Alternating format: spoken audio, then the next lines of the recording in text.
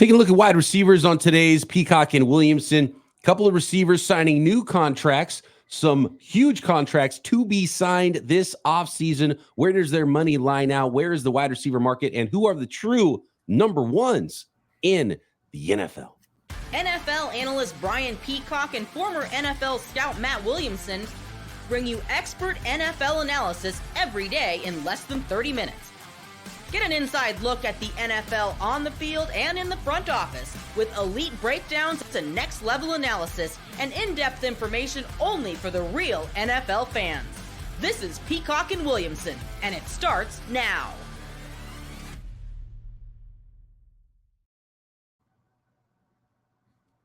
Welcome to the Peacock and Williamson NFL Show. Brian Peacock alongside Matt Williamson at BD Peacock at Williamson NFL. Thanks, everybody, for making us your first listen on the Locked On Podcast Network, your team every day. We love our everydayers, and we really appreciate it when you hit that subscribe button. Helps us out quite a bit. Subscribe on YouTube, hit the notification, hit the thumbs up if you enjoy the pod. And, of course, you can subscribe everywhere you are listening to the audio version of this podcast. Today's episode of Peacock and Williamson is brought to you by Game Time. Download the Game Time app, create an account, and use code LOCKEDONNFL for $20 off your first ticket purchase. Terms apply. Let's get into the wide receiver stuff. We talked running back earlier this week, Matt. We're not going to go through, thousands of rankings because there's so many wide receivers in the NFL. It'll take a week just to go through wide receiver rankings and so many tiers. But we're going to talk about that top tier of wide receivers, maybe the top couple of tiers in wide receivers. And Matt, your criteria for what a number one wide receiver is in the NFL, and we'll tally them up and see how many are actually out there. Jauan Jennings, not wide receiver one in the NFL, but he got a little re-up with the 49ers, a 2-year deal. He was kind of holding out from OTAs, did not sign his restricted. He had the second round restricted free agent tender, hadn't signed that yet, was not at practices, and they were able to come together on something, give him a little bump this year, add one more year to his contract, so he's not an unrestricted free agent upcoming. So Jauan Jennings now part of the 49ers plans for at least 2 more years, starting to bring some clarity to the San Francisco 49ers wide receiver position. So signed through 2025 now is Jauan Jennings, sort of a bigger slot, almost a hybrid tight end the way he plays. Such a good blocker. They really like to run behind him when they go 11 personnel. And he only caught 19 passes last year, but he's a much more valuable player than that for the 49ers when you watch them play. And of the 78 catches he's had in his career, Matt, just under 60 of them have gone for first downs or touchdowns.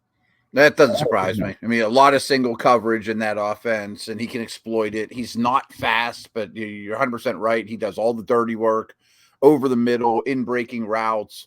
He's worth more to the Niners than probably any other team. I mean, he's a perfect fit for what they're looking for. But we're not going to spend a ton of time on Jauan Jennings, obviously. I mean, he's a fine player. I mean, and he's worth the money.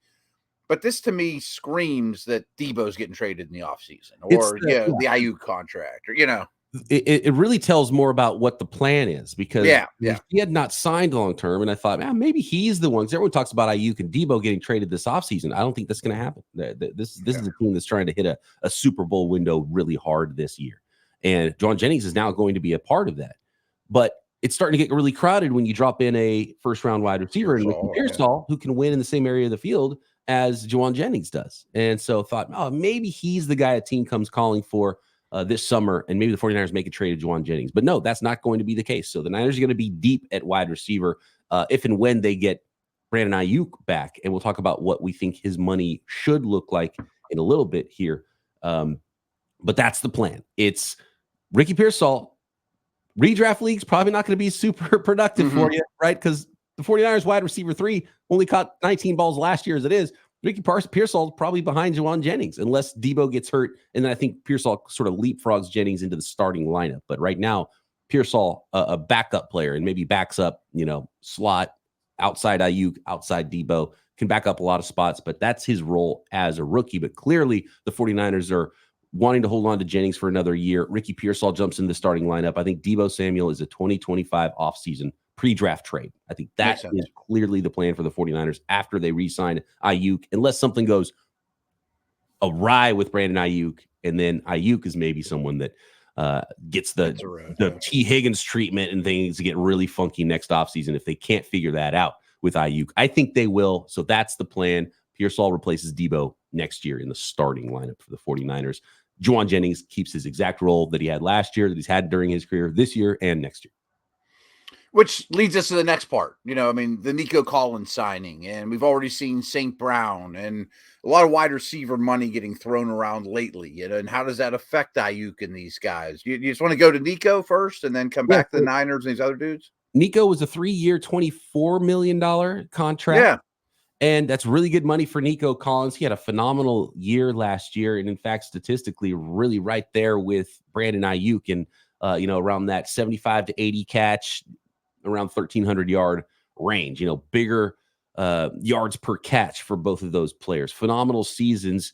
Aiyuk was a first-round pick and has a longer track record of success in the NFL than Nico Collins, who's kind of been a one-year wonder, even though he's made some plays throughout his career and was, a mid-round pick, a round pick, right? And so 4th or 5, yeah.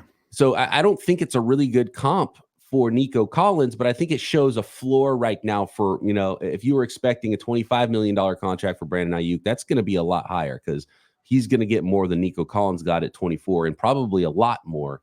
And so the question is, where does that all come in? And where do you see Nico Collins? Because he was awesome last year. He looked like a wide receiver one. Does he start to sniff that area for you? I think he's sniffing it heavy. He's snorting it up. He is real sniffing it. I'm a big Nico fan, and I think this is a bargain of the century for Houston because you mentioned it. Not everyone's the same. To think about it just from a human perspective, if you're a 4th or 5th round pick on your rookie deal, you've already put your time in. You haven't made a lot by NFL standards. I'm not talking about by normal people standards. That maybe I'll take a big chunk guaranteed right now while I can. Strike while the iron's hot. $24 million a year is not chump change for anybody, and I think he's going to be. They're going to look at that contract and be like, he's worth more than that a year or two from now when these other receiver deals come through. Yes, he is a one-year wonder statistically, but his stats were like top 3 in the league. Yards per route run, I think he was 3rd in the league last year. But if you look at his tape, especially 2 years ago, the year before Stroud arrived, he was a dominant route runner. Just nobody could get him the football. And he's big and physical. In-breaking routes are his specialty. He's an old-school throwback, line up on the line of scrimmage, beat press coverage guy that complements Tank Dell really, really well. And frankly, I think Diggs is going to be the third guy looking out, looking from the outside in a little bit. And we did a whole segment on this signing on Locked On Dynasty yesterday. And I said something along the lines of, it might be week 2, week 3, week 4. Stephon Diggs is out there saying, hey, give me the ball, because he's going to be 3rd, I think. Interesting. And I don't have yards per route run, but I do have yards per target right here. Nico Collins, only one guy was better than him in the NFL. 11.9 yards per target for Nico last year. The only guy higher, Brandon Aiyuk, 12.8. Oh, wow. Yeah. Okay. So they really did have similar years. They did, right? Yeah. And then the Aiyuk argument is, wow, there's so much more that they're not really paying that much attention to Aiyuk because they got to worry about so much in that 49ers offense. And so his job is actually, as good as he is, his job is made a little bit easier when you become a team's wide receiver one, Matt, and the opposing defensive coordinators scheming to stop you specifically. It does start to get a little bit more difficult. It's a different world. That's what I wonder about Brandon Aiyuk. If he, the future of the 49ers, when he's the true number one guy, and maybe McCaffrey's not there, Debo's not there, what's that going to look like for him? And his efficiency's clearly got to come down. And even just, I think, year-to-year efficiency, like both of those guys, Nico Collins and Brandon Aiyuk, it's like you're not going to expect, 16, 17, 18 yards per catch like they showed in those seasons. And obviously they hadn't shown in past seasons. But with Nico Collins, does that start to change for him if teams start treating him that way? But when you have Stephon Diggs show up, and it's hard to do now. Yeah. Yeah. Now maybe that's sort of the thing that really helps that offense is like, okay, you got some tape on us, but guess what? We added one more. Good luck trying to stop everybody. Yeah, I'll gladly play $24 million a year if he consistently draws double coverage and leaves everybody one-on-ones, and his numbers aren't great. We're going to win a lot of games, and Stroud's going to pick you apart. We'll talk about Diggs a little later. I think he's a declining player, but he's going to beat slot coverage over and over and over. You know what I mean? I think Tank Dell's really, really good. So it's a good point with Nico Collins, and they get a deal done early, and he Yeah. hasn't had the track record of success. Only 24 years old still, though, is Nico Collins, and he's got all the physical tools. Perfect fit for CJ Stroud and how he throws the football. And you might have a bargain for the next 3 seasons for a guy that plays with number one production, and you're going to get him for less than $25 million with the money that we're going to see some of these guys get this offseason that we've already seen Amon-Ra St. Brown get. That could be a huge bargain for the Houston Texans. Side note, I mean, people might not think about this from around the country, but the University of Michigan's only like 4 hours up the road from us, and I got buddies that went there. Nico might be the best receiver ever best Wolverine receiver ever. Like, their bust rate is horrific. Yeah, mean, like, think of like the Braden Edwards and the Desmond. I mean, like, it's not a long list at all. It's like quarterbacks from Penn State or Ohio State. I mean, it's like maybe they finally got a receiver from Michigan that's going to hit. And it's the quarterback from Ohio State that hit is thrown to him. Yeah, right. How about that? And they're bitter rival enemies, Buckeyes and Wolverines, right? Yeah, pretty and crazy. they both finally hit together in the NFL. Yep. Stuff. All right. That's a great life lesson. Countries should look at this and come together, and they become so much better. During the Cold War, this is a perfect example of what Russia and the United States could have been. And Buckeyes and Wolverines throwing and catching to each other, harmony and love and peace. The life lessons learned through sport. It's right there for you. All you got to do is learn that lesson. All right, let's talk Justin Jefferson. Where's that money going to go? CeeDee Lamb, Brandon Aiyuk, where do they land? And who are the true number one wide receivers in the NFL next? Today's episode of Peacock and Williamson is sponsored by Game Time. Download the Game Time app today. Special offer for our listeners. More on that in a minute, because at Game Time, you can find NBA Finals tickets even faster and easier, because Game Time takes all the guesswork out of buying tickets for anything you're going to, any event you want to hit. Prices on the Game Time app actually go down the closer it gets to tip-off because of the killer last-minute deals, all-in prices, views from your seat, and their lowest price guarantee. How about this? Save up to 60% off buying last-minute tickets for sports, concerts, comedy, and theater events near you. All-in pricing, when you have the all-in pricing toggled on, which I always do. I love this feature because I absolutely hate the ticket buying experience when you get those surprise hidden fees at checkout. When you toggle on the all-in pricing at Game Time, you see the total up front with no surprise fees at checkout. You get a panoramic view from your seat. You move your phone around and you can actually see what it looks like sitting in your seat before you buy the tickets too. Phenomenal way to buy tickets. So take the guesswork out of buying NBA Finals tickets, concerts, comedy shows, any sporting events, whatever it is near you with Game Time. Download the Game Time app, create an account, and use code LOCKEDONNFL for $20 off your first ticket purchase. Terms apply. Again, create an account and redeem code LOCKEDONNFL for $20 off your first purchase. Download Game Time today. Last-minute tickets, lowest price, guaranteed.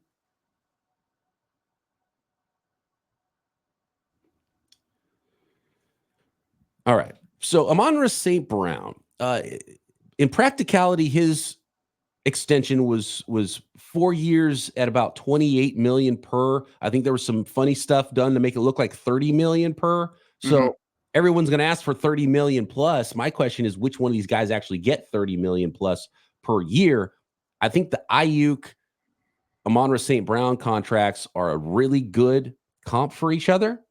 Very different receivers. Amon-Ra St. Brown, you're feeding him the ball out of the slot. You can argue, okay, production higher, catch rate higher. I mean, he had 165 targets last year. Amon-Ra St. Brown did. That's crazy.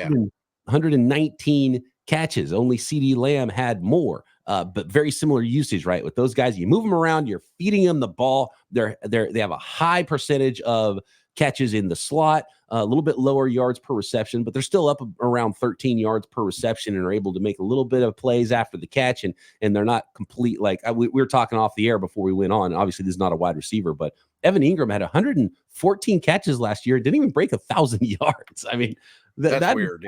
That is wild usage for someone who's not a running back. And even with running backs, you don't even see that very often, even for those guys that used to catch 100 balls out of the backfield with, 6 yards per catch. But Amon-Ra St. Brown, very different than Aiyuk and Collins. do Collins and Aiyuk have the more difficult job? And if you're Brandon Aiyuk, you're like, well, guess what? If you fed me 165 targets instead of 105, I think I might have even better numbers than 1,300 yards if I got 60 more targets. So I'm actually more valuable. So that's where the negotiations, I think, start to get a little bit different, because you look at Amon-Ra St. Brown, like, oh, the offense is run through him. But Brandon Aiyuk's over here saying, well, give me 165 targets. Yeah, great points. And I looked up 2 contracts while you were talking there, too, just as recent frames of reference. Devontae Smith is around 25, and his teammate AJ Brown's at 32. I mean, that's APY, and I don't know where all the benefits are and, all that stuff. But so if I'm Aiyuk, 25 is absolutely my floor. He's getting more than 25, and he's not getting more than 25 unless there's an offer of more than 25 for sure. The question is, where does it come in? I don't think he's getting 30. 28 feels like the number now, and I think I was going to say that. There's probably some funny money involved though. So I use people are like, hey, 30 million, and the Niners are like, that's not really 30. How about 27.5 million? And so, okay, deal. I'm happy here. You're happy here. Yeah. I think the reports, and I haven't heard a lot about Justin Jefferson very recently, but Lamb, it sounds like, and Brandon Aiyuk, numbers are being passed around. It's not like, nope, cut off negotiations, not showing up. Bad blood kind of a situation. It feels like there's at least a conversation happening, which is usually a good sign in trying to get these deals done, at least before camp. And you have a month to, figure out the exact, because these contracts get super convoluted, and you get void years, and you get different bonuses at different times. And some of it's guaranteed, some of it's fully guaranteed, some of it's guaranteed. And then you have to show up next year. It's like, that's one of the ones, and maybe it's just a record keeping thing. But when you have the 2025, like third day of the league year in 2025 offseason, you have to be on the roster then to have that next year guaranteed. It's like, who signs a $100 million contract and they're not on the roster anymore right to start the next offseason? Like, why do you even have that stipulation? What's the plan? Like, you'd already have like some kind of a crazy, $40 million cap hit. Like, what scenario would a player not get that guaranteed money on the starting the second year of their extension of a 4 or 5 year extension? That was a weird one for me. So it must be a record keeping thing. I used to think that was crazy when everyone was talking about the Lamar contract, whenever, he was getting shopped and he was not under contract, and mom's doing negotiations, and they're like, yeah, but he's not going to get guaranteed. I'm like, he's not going to get cut. It's not like Lamar's making the team. Right. He's going to get his money. You know what I mean? Like, he might not make the roster third day of next year. Yeah, I think he's going to make the Ravens.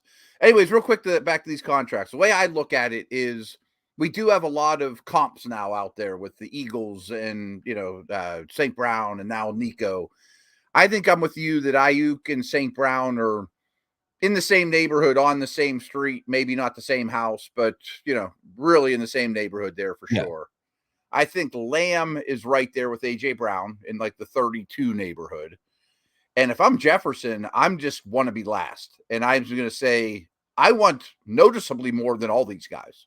I want a percentage more than whatever that last CeeDee deal. Yep. And CeeDee will probably get 35, 36. And so I think you'll get a lot more. For the 49ers and Aiyuk, they probably don't want to see where that CeeDee and JJ money go, right? Because if Justin Jefferson, I would get done sooner than later, right? It just kind of raises everybody, even though you're going to get less than them. You don't want that money to get astronomical, and all of a sudden you're like, man, yesterday's price is not today's price. Yeah, I mean, like, we'll get to like my number one receivers here to finish the show, but I think the best 2 receivers on the planet right now are Tyreek Hill and Justin Jefferson. But because of age, Jefferson's the most valuable receiver on the planet. And Jamar Chase might challenge that a year from now or whatever. But if I had any receiver for the rest of their life, I want Justin Jefferson. Therefore, he's the most expensive, and the Vikes have a rookie quarterback deal. So I think he's going to get whatever he wants. When is the question? And what is that number probably last at? Yeah, and he's probably just waiting to see what those other numbers come in at. As is CeeDee. And maybe it's a waiting game, and maybe these teams are all like, well, I kind of want to see what that one. I want, because Amon-Ra St. Brown did something, okay, but then if you're Aiyuk's agent, you're like, I want to see CeeDee too, because I want to see how high this actually goes. The argument would be that with the target share, Aiyuk could be one of those guys. And Yeah. and that's where it starts to get a little bit difficult in that negotiation specifically, because the other guys have gotten the targets. Aiyuk has not. And how do the 49ers value him? And then you start to ask the question, Matt, for GMs around the league, they might start looking at these players and thinking, well, now hold on a second. $30 million for wide receivers, and there's like 24 good ones every single draft. Every draft, right? At what point does the team start to buck that and say, man, wide receivers money is getting a little weird. Let's draft and develop wide receivers and spend the money elsewhere, D-line, O-line, quarterback, whatever it is. And then you look at the Titans and the Chiefs, and it's like they've had some difficulties doing that. They let their big money wide receivers go, and it's not that easy. Even though there's good ones every year, it's not that easy to replace those guys either. I think there could be some gaps. I mean, this leads us to the number one conversation. I mean, true number ones, I think, will get whatever they want. It's kind of like I was talking about quarterbacks. I always use Sando's quarterback tiers. If you're a tier one quarterback, here's a blank check. Take whatever you want. There aren't many of them on the planet. We're just thrilled you're here. If you're a tier two quarterback, I'm pretty much in the same boat. You know, like, I know I'm not probably going to do better. We can negotiate, but I'm signing you. After that, it becomes, maybe I'll roll the dice and go draft McCarthy and let Cousins walk. You know what I mean? And like linebackers are like that. There's 3 or 4 off-the-ball linebackers making a fortune because they're special. And then there's a gap. Like, I can see that gap starting in the wide receiver world. Right. Okay. Well, Matt, let's find that gap.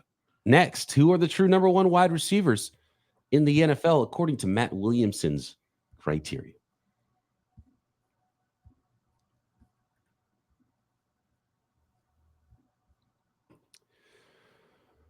All right, Matt. Do you want to lay it out for us? How are we going to do this? Because you say what is a wide receiver one, and you ask 10 people, you're going to get 10 different answers. Yeah, and I'm not going to stand on the table and fight you that there's only 9 on the planet. But here's how this came about.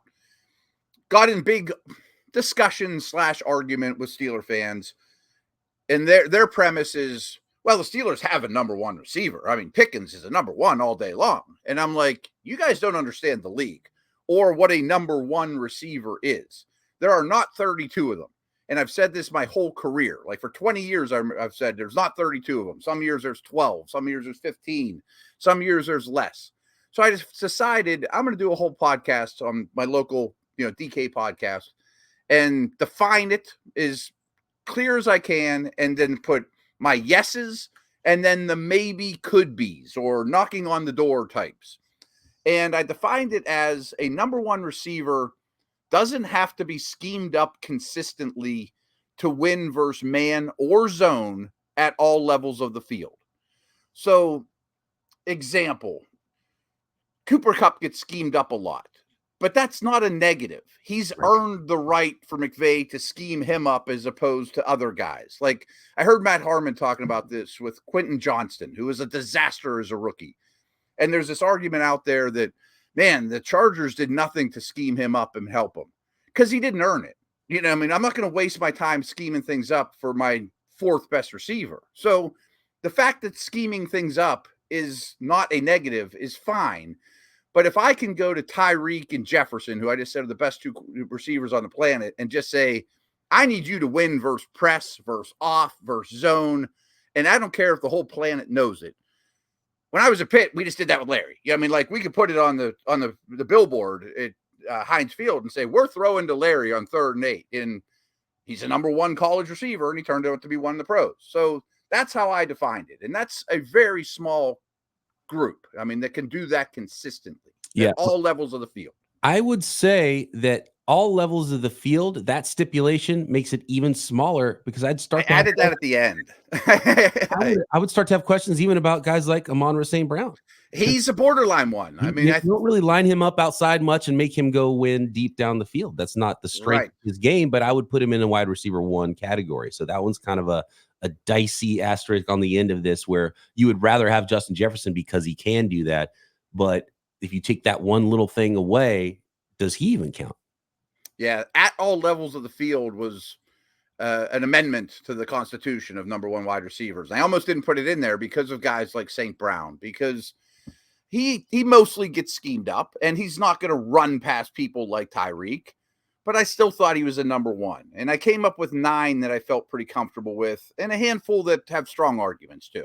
Okay, well, let's go through the 9 first, and then I'll grill you maybe if I disagree, or on your I'll ask you why, and then of the just missed, we'll see if we can find out who the next guys are going to be. Okay. So these are in no order. I was just going through team by team off the top of my head. Okay. So here's my 9: Tyreek and Jefferson. I think they kind of stand alone. I don't think anyone's going to fight me on Jamar Chase. I think Devontae Adams is still that guy. And quarterback play hasn't helped him, but he gets open at will. CeeDee Lamb, although he's not a 4-3, beat you with go routes time and time again. St. Brown, who's similar, but I think they're still ones. A.J. Brown. Aiyuk after this year. I mean, last year I didn't put him there, but I think he can do it all. And Mike Evans was a tough one for me, but I put him there sort of reluctantly, but sort of a lifetime achievement award. But I thought he was awesome last year, and I think he fits the criteria. He was still awesome last year. Yeah, It's funny because if you just go by receiving yards last year, the top 5 guys were crazy heavily targeted. Tyreek Hill had 170 targets, 1,800 yards. CeeDee Lamb led the league, 181 targets and 135 catches and 1,750 yards. Amon-Ra St. Brown, we talked about his target share, 1,500 yards. Puka Nacua just slipped right into the Cooper Kupp role and did Cooper Kupp things. 160 targets for him, 105 catches, 1,486 yards. A.J. Brown, 158 targets, 106 catches, 1,456 yards. And then after the top 6 guys, and then 96 catches for DJ Moore, who was 6th in the league, 1,364 yards. Then the next 4 guys, Aiyuk, Collins, Mike Evans, and Amari Cooper are really interesting ones because they all had 20 or more fewer targets than even DJ Moore. And we're talking 50, 60 fewer targets than some of the other top guys. Let's see here. Where's the targets? So Brandon Aiyuk had 109 targets last year. He was the most efficient wide receiver in the NFL. So he had 1,300 receiving yards, 1,342 receiving yards, only 105 targets, 75 catches, nearly 18 yards per catch for Aiyuk. He had 75 fewer targets than CeeDee Lamb last year.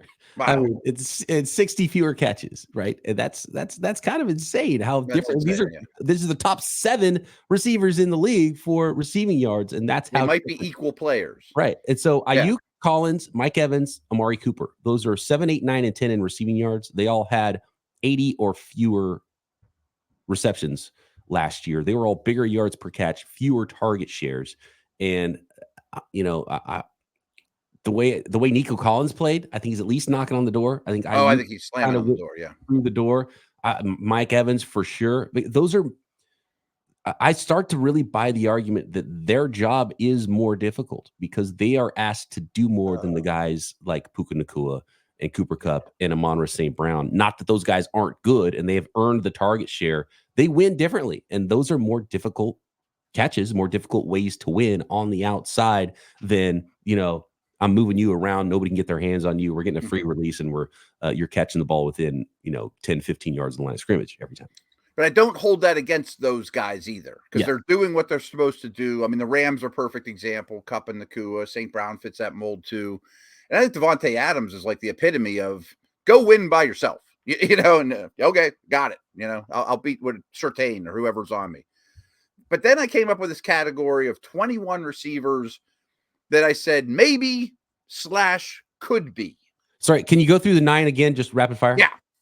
Tyreek, Chase, Adams, Lamb, A.J. Brown, St. Brown, Jefferson, Evans, Aiyuk. 9, okay. Yeah.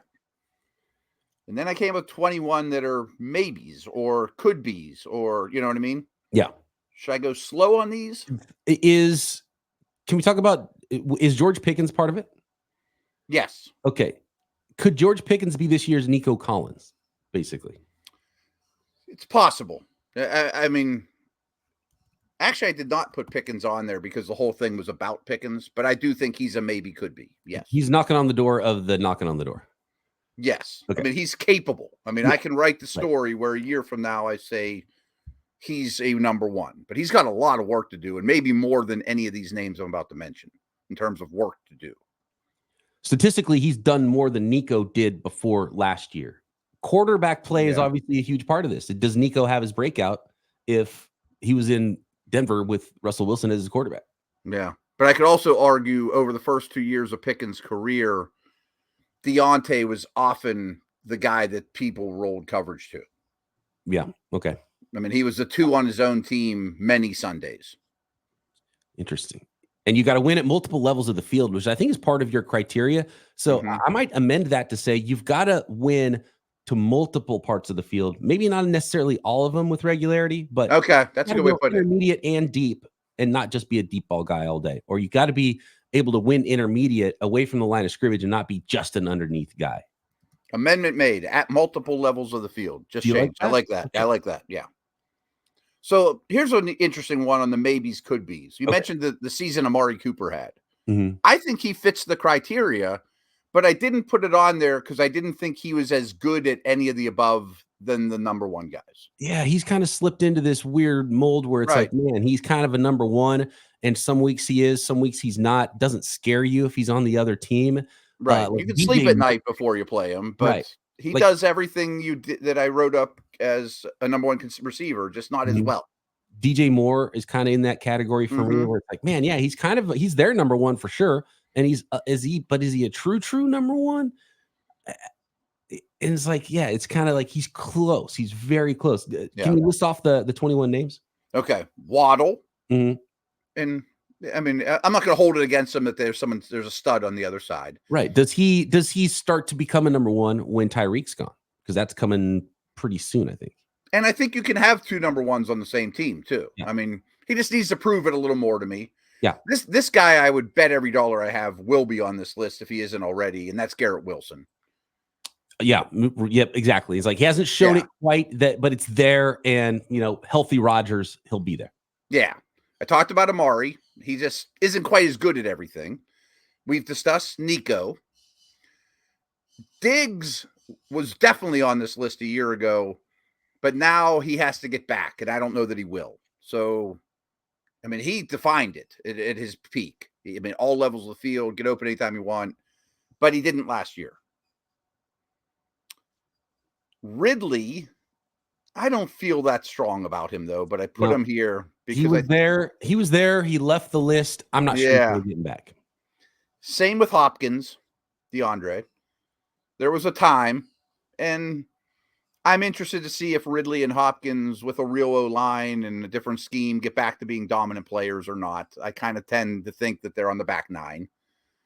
I don't know that I don't think Pittman can ever get there because he doesn't, but he's really, really good. Yeah, he doesn't have that twitch to just be like, go win, but he is really good. Yeah, I totally agree there. I almost didn't put them on the list, but I did put Neighbors, Odunze, and Harrison. I think they're all capable of getting there, but I can't put them there now. You can't put them on, right? Right. Devontae Smith, sort of like Waddle. Close, ascending still. I think McLaurin is a vastly underrated player that has played with the worst quarterbacks in the history of the planet, but maybe the game's starting to pass him by a little bit. So he could have always been a what could have been type guy. Still some time for him. He's still not some time. Yeah. He's not old necessarily. And, got a young quarterback. Maybe if he got traded to the Chiefs in the offseason, I think he'd be on this list a year from now.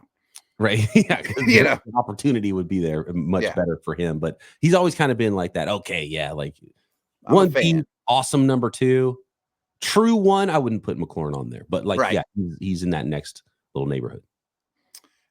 Keenan Allen, because he definitely can do we're going to put on the scoreboard, I'm throwing to him on 3rd and 6, and we're going to get 7 or more. He was already the St. Brown Cooper Cup thing. He's just at the end of the school. Yeah, it just doesn't run well enough. Right. DJ Moore, who you mentioned, certainly is in that neighborhood, and he's in his prime. So I don't think it's crazy to say he could get there with a breakout season. And like McLaurin, potentially better offense, better quarterback could have helped him out at times. No doubt. I mean, he's had a tough run of it. Olave and London, who are the same age, they're right there with Garrett Wilson. I think they're still highly capable of getting there. Is that 21? No, I got like 5 more. Okay. Sorry. I put Debo on the list, but I don't think he can ever be the definition. Like he's not going to beat man coverage 10 snaps in a row. Yeah, he's just, and I would like to see him in some other offenses to see how they use him and see what that looks like. If he's like more slot usage, he probably could become more of a target hog out of the slot, less wide back stuff. But the 49ers just don't line up in 11 personnel and feed the slot receiver like Sean McVay's offense does, right? So Debo would have a different career in a different offense. He's kind of in his own unique category where there's not many guys that can do what he can do, but he's not your traditional go outside and win guy either. But I thought he needed mentioned in the maybe could be category. I have both Rams on there. I have that much respect for Nakua. I don't think he was a flash in the pan or totally schemed up. I think Kupp and Nakua are really, really good football players that certainly benefit from their situation. Nakua's breakout hurts Kupp's argument. Yeah, a little bit. Right? Yeah.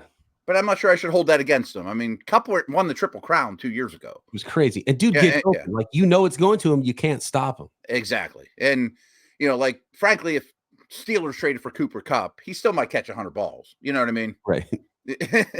And then the last two were Pickens. I think it's possible, but he's got a lot of work to do. He would be last on my list. And DK Metcalf. I just don't know that he's well-rounded enough, but he's pretty frightening. Yeah, he's frightening his own right, but he's one-dimensional. Yeah. I mean, he's got better on quick slants and comebacks and things like that. Yeah. But he is what he is. And it's really, it's really good.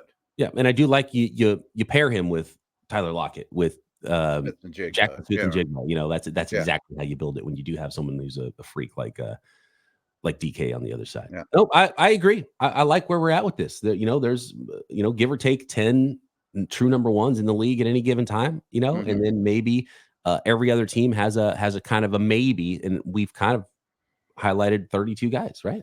Yeah. I mean, and I'm pretty confident that Harrison Jr. and Garrett Wilson will be on the big boy list, very soon. What is your list? Let us know what you think about Matt's criteria for a true number one. I like how you refined it, by the way. That was a better wording. Yeah, I think it's like all three levels. It gets a little bit more difficult. Like if you have to be that great, all three levels, everything, the list. There might only be 5 of them. There might be like Tyreek Jefferson and Jerry Rice. Right. At PD Peacock, at Williamson NFL, drop a comment and subscribe on YouTube. Of course, you can find us anywhere you listen to your podcast. Matt and I back tomorrow right here, Peacock and Williamson.